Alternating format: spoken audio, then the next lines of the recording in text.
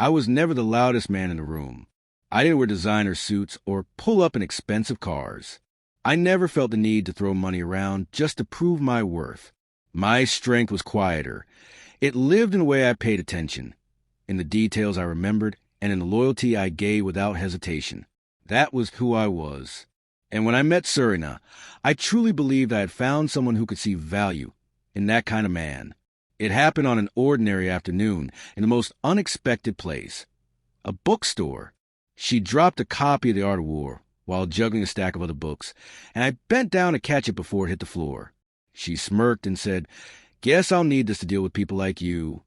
Then she laughed, not cruelly, but with a spark that caught me off guard. We started talking, and for the first time in a long while, I felt like someone was genuinely interested. Serena was nothing like me. Sharp, quick-witted, always ready with a comeback. People were drawn to her confidence, while I was quiet, observant, maybe even a little awkward. But one night, she told me my calmness made her feel safe, that my quiet presence was comforting. That was all I needed to believe I had stumbled into something real. The early days were beautiful in their simplicity. She texted first, called just to say she missed me, told me she trusted me in ways she never trusted anyone before. And I held on to that. I showed up when she needed me, supported her dreams even when mine started slipping away. I remember the small things she mentioned, celebrated her wins, and carried her worries. At the time, I thought that was what love was supposed to be. But little by little, something changed. There wasn't a fight or some dramatic ending, just small cracks spreading quietly between us. I noticed it first around her friends. One evening at dinner, I forgot my wallet. I laughed it off, ready to pay next time. But she leaned in and joked, "He's broke, but he means well." The table erupted in laughter, and I forced a smile even as my stomach twisted. I told myself it was harmless, just teasing, but the jokes kept coming. She'd tell stories about me mispronouncing French words or wearing mismatched socks to her company brunch. I became the punchline in her little performances, and I stayed silent, smiling, pretending it didn't bother me. But it did, because deep down, I could feel her respect slipping away. The breaking point came at her best friend Tanya's birthday party. The room was packed, music, laughter, glasses clinking. Serena had been drinking, and someone asked, "So, is this the guy?" She smirked, took a sip of wine, and said, "Oh, he's not the guy. He's just a placeholder until the real one shows up." The laughter that followed was deafening. I stood there, frozen, waiting for her to say she was joking. But she didn't. There was no apology in her eyes, just that same smirk. My chest felt heavy, but I didn't argue. I didn't make a scene. I simply nodded, smiled, and walked out. That night, I didn't call. I didn't text. I didn't even block her. I just stopped chasing, stopped explaining, stopped begging for scraps of respect.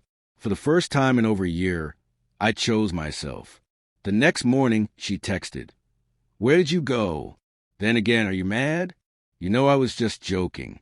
Don't be dramatic." I stayed silent.